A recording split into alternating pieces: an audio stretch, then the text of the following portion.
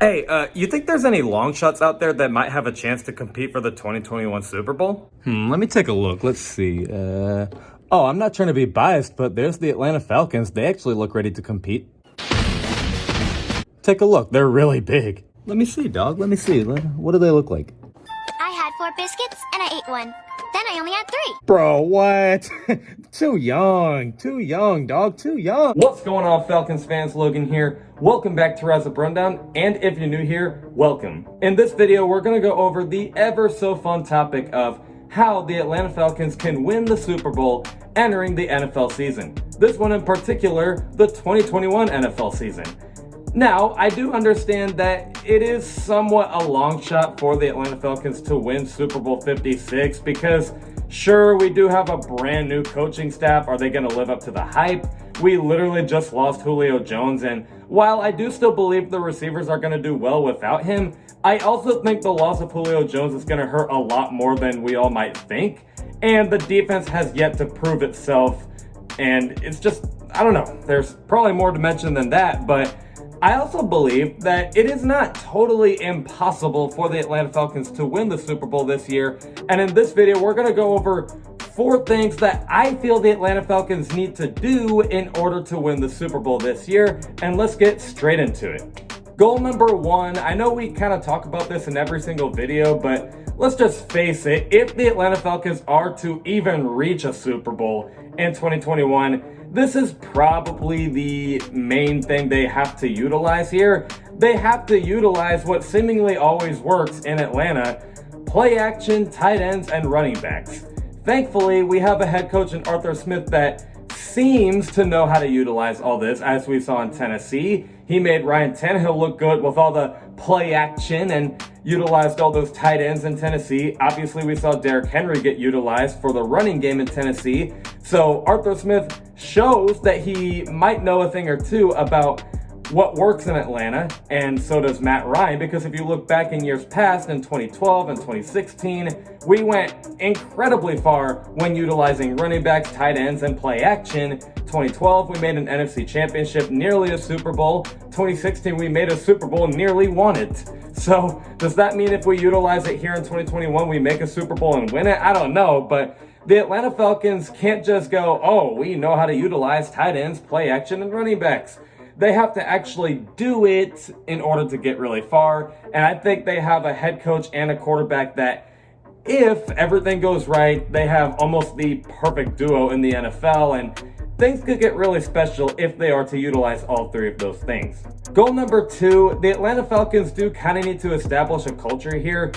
I'm pretty sure it was Russell Gage. I can't exactly remember who said this in specific. I'm pretty sure it's Russell Gage. One of them said recently it was pretty sad to see Julio Jones go. And I agree. You know, I said this in the videos prior, like when Julio Jones got released, I said, you are losing your biggest inspiration in the locker room. You're losing that big leader. And I'm not saying that Matt Ryan and Calvin Ridley and company are not leaders, but in my opinion, I feel Julio Jones is like many more steps ahead of a like big freaking leader in the locker room, and you just don't really have that leader anymore. Now, in all fairness, Julio Jones didn't necessarily leave Atlanta on a high note. He kind of just was like, I'm out of there. He kind of gave out like a half-ass written thank you letter to Atlanta, which was a little disrespectful in a way, but whatever, it's his decision. We got to focus on us now that Julio Jones is gone. So I'm not saying Matt Ryan and Calvin Ridley and Grady Jarrett and whatnot, not saying that they can't step up as that big leader, because they are a leader. I just want to see this culture kind of, live a little bit, because there's a new coaching staff. The defense hasn't proven yet. A lot of guys need to step up, which we will talk about soon, but we need a little bit of a thumbs up for this young Atlanta squad. I will say something to watch out for. Seemingly every Atlanta sports team is always at their best when they're this unproven young squad. Like with the Atlanta Hawks in 2020, everyone's like, oh, Trae Young and company, they're too young. And they're like, okay, well, we might be young, but we're not clueless. So we'll show you how far we can go. The Atlanta Braves in 2019, I want to say, they were like, oh, it's a young squad. We'll see how far they go. And they're like, okay, I guess you'd think we're clueless, but we'll show you how far we can go even though we're young. They love to do that in Atlanta, apparently. And the Falcons, even in years past, like in 2016, they were like, they had a good 2016 draft, but how far can they go? And it's like, okay, we'll just make a Super Bowl to prove you wrong. So I will say, watch out for that. Seemingly, Atlanta sports teams are always at their best when they're this young, unproven squad. But still, though, they do need to establish a culture here because I feel it is a little dead now that they had a fired head coach that they loved a lot. And they lost Julio Jones. And for some people, Super Bowl 51 is still on their mind. So I think a culture does need to be established here. And I think it actually can happen instead of, this impossible scenario. But let's just see. Goal number 3, a lot of these guys do kind of need to step up. Now, the Atlanta Falcons actually have a lot of talent on their roster. And I think that there are some proven players like Matt Ryan, Calvin Ridley, Grady Jarrett, Deion Jones, Jake Matthews. There's some proven talent on this roster, and then there's also players that I like a lot, and I do predict that they will have a good / breakout season, but it is still kind of a prediction though. With Matt Ryan and Calvin Ridley and Jake Matthews and whatnot, you kind of know what you're going to get. But with Kyle Pitts and Hayden Hurst, even Russell Gage a little bit, AJ Terrell, you expect good things from them, but they're also kind of like, okay, but to be fair, we're not really sitting here saying it will definitely happen. It's just kind of a prediction, if that makes any sense. So I want to see a lot of these guys step up, especially being in a really tough conference alone in the NFC and a tough division. Like with the Tampa Bay Buccaneers, we have to play twice every single year, and don't even sleep on the Saints, admittedly, because they still have Sean Payton in a good roster.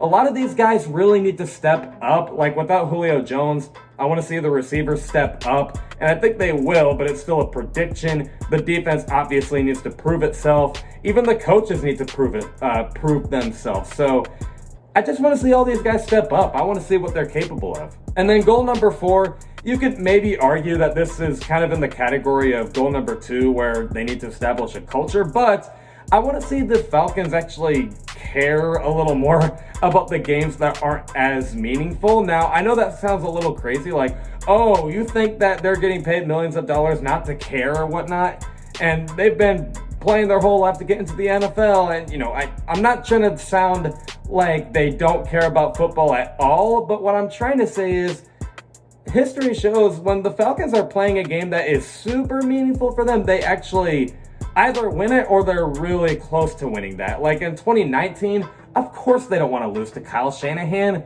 so they go into San Francisco and win that. 2019, they want to keep Dan Quinn, so why not do that by beating the Saints in New Orleans? They want to win that game anyway because it's a big rivalry. And then even last year in 2020, they didn't necessarily win to Tom Brady in Atlanta, but you could still feel that energy of, yeah, we don't want to lose to Tom Brady, and they almost won. But then there were also some games in the past, like the Falcons and Texans in 2019. We almost stood no chance in that one. And then the Falcons and Titans 2019 didn't really do anything in that game. The Falcons and Packers in 2020, Falcons Seahawks 2020.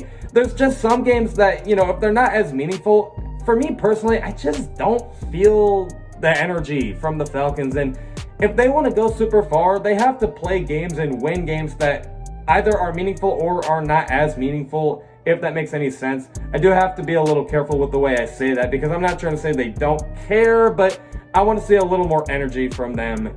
But I'm just a fan, so I don't know what all that means for the Falcons themselves, but that's what I think. Let me know what you guys think in the comments below. I will see you guys with a video this Tuesday at 11 o'clock a.m. Eastern. Love and appreciate you all for the support, and as always, rise up.